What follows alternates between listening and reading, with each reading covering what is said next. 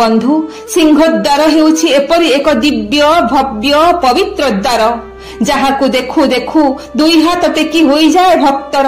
ଏହି ସିଂହଦ୍ୱାର ହେଉଛି ଏକମାତ୍ର ଦ୍ୱାର ଯେଉଁ ଦ୍ୱାର ଦେଶରେ ଛିଡ଼ା ହୋଇ ସାକ୍ଷାତ ଜଗନ୍ନାଥଙ୍କ ଦର୍ଶନର ଫଳ ପାଇଯାଏ ଭକ୍ତ। କାରଣ ସେହି ସିଂହଦ୍ୱାରର ଗୁମୁଟ ଦେଶରେ ବିରାଜମାନ କରିଛନ୍ତି ମହାପ୍ରଭୁଙ୍କର ପ୍ରତୀକାତ୍ମକ ବିଗ୍ରହ ପତିତ ପାବନ। ଏହି ସିଂହଦ୍ୱାରକୁ ନେଇ ଓଡ଼ିଆ ଜାତିର ସବୁ ଭାବ ପ୍ରବଣତା, ଏହି ସିଂହଦ୍ୱାରକୁ ନେଇ ଓଡ଼ିଆ ଜାତିର ଗର୍ବ ଆସ୍ପର୍ଦ୍ଧା ଆଉ ଅନେକ ଅନେକ ଆଶା। ଏହି ସିଂହଦ୍ୱାରର ଦ୍ୱାର ଦେଶରେ ଅଛନ୍ତି ଦୁଇଟି ବଳଶାଳୀ ସର୍ବଶ୍ରେଷ୍ଠ ପଶୁ ସିଂହ, ଯିଏ ପଶୁମାନଙ୍କ ମଧ୍ୟରେ ରାଜା। ସେହି ସିଂହ ଦୁଇଟି ଯାହାଙ୍କ ନାମ ହେଉଛି ଚଣ୍ଡ ବିକ୍ରମ ଓ ଆଦିତ୍ୟ ବିକ୍ରମ। ରାଜାଧିରାଜ ପୁରୁଷୋତ୍ତମଙ୍କର ମୁଖ ଦ୍ୱାରକୁ ଜଗିଛନ୍ତି ପଶୁରାଜ ସିଂହ। ଆଉ କହୁଛନ୍ତି, ହେ ଜଗତ ଜନେ ଦେଖ ଦେଖ, ମୁଁ ପଶୁଟିଏ ହେଇ ମଧ୍ୟ ହିଂସା ପରିତ୍ୟାଗ କରିଛି, ବୈଷ୍ଣବ ହୋଇଛି, ରାମାନନ୍ଦୀ ଚିତା ଧାରଣ କରିଛି, ସର୍ବେ ଭବନ୍ତୁ ସୁଖିନଃ ଏହି ଭାବକୁ ପ୍ରଚାର କରୁଛି। ତେଣୁ ପ୍ରଭୁଙ୍କର ଅତି ଆପଣାର ହୋଇପାରିଛି।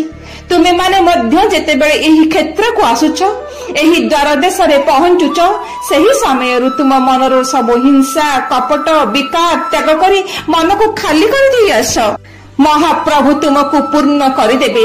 ସତ କଥା ତ ଏୟା, ଏହି କ୍ଷେତ୍ରରେ ପାଦ ଦେଉ ଦେଉ ସମସ୍ତେ ବୈଷ୍ଣବ ହୋଇଯାଆନ୍ତି, ସମସ୍ତଙ୍କର ସବୁ ବିକାର ନଷ୍ଟ ହୋଇଯାଏ। ଏହି କ୍ଷେତ୍ରର ପ୍ରତିଟି ରେଣୁ ବି ବୈଷ୍ଣବ। ସନ୍ଥ କବି ଭୀମ ବୈଶେଦିନ ଶ୍ରେଷ୍ଠ ଦ୍ୱାର ଭାବରେ ପ୍ରମାଣ ଦେବାକୁ ଯାଇ କହିଲେ, ସତ୍ୟ ଅଟେ ଶ୍ରୀଦ୍ୱାର ମନେ ଅପ୍ରତେ ନ କର, ସିଂହ ଦ୍ୱାର ହିଁ ସତ୍ୟ ଓ ଧର୍ମର ଦ୍ୱାର। ଦ୍ୱିତୀୟରେ ଆପଣ ଦେଖିବେ ଏହି ସିଂହ ଦ୍ୱାରର ଦ୍ୱାରପାଳ ହେଉଛନ୍ତି ଜୟ ବିଜୟ, ଠିକ୍ ଶ୍ରୀ ବିଷ୍ଣୁଙ୍କ ପରି ଶଙ୍ଖ ଚକ୍ର ଗଦାଧାରୀ ମନୁଷ୍ୟ ରୂପ। ଏହି ଜୟ ବିଜୟ ଯିଏ ବୈକୁଣ୍ଠରେ ସ୍ୱୟଂ ଶ୍ରୀକୃଷ୍ଣଙ୍କର ଦ୍ୱାରପାଳ ଅଟନ୍ତି। ଏହି ଦ୍ୱାରପାଳକୁ ମଧ୍ୟ ମହାପ୍ରଭୁ କୃପା କରି ତାଙ୍କ ସ୍ୱରୂପ ପ୍ରଦାନ କରିଛନ୍ତି। ଉପରକୁ ଅଛି ନାଗବନ୍ଧୀ, ଏହାରି ଭିତରେ ବିରାଜମାନ କରିଛନ୍ତି ସ୍ୱୟଂ ମା ଲକ୍ଷ୍ମୀ। କୁହାଯାଏ ଯାହାଙ୍କ ନାମ ଅନୁସାରେ ଏହି ମନ୍ଦିର ନାମିତ ଶ୍ରୀମନ୍ଦିର ଭାବରେ। ଧନ ସମ୍ପଦ ଐଶ୍ୱର୍ଯ୍ୟ ସବୁ ପ୍ରଦାନ କରନ୍ତି ସିଏ। ଏହା ଛଡା ଗୁମୁଟ ପ୍ରଦେଶରେ ଅଛନ୍ତି ପଞ୍ଚ ଦେବତା ଫତେ ହନୁମାନ, ନୃସିଂହ, ରାଧାକୃଷ୍ଣ ଓ ଶ୍ରୀ ଗଣେଶ।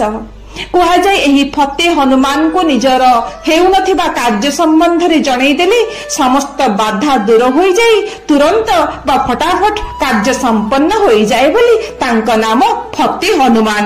ତୃତୀୟରେ ଭକ୍ତବନ୍ଧୁ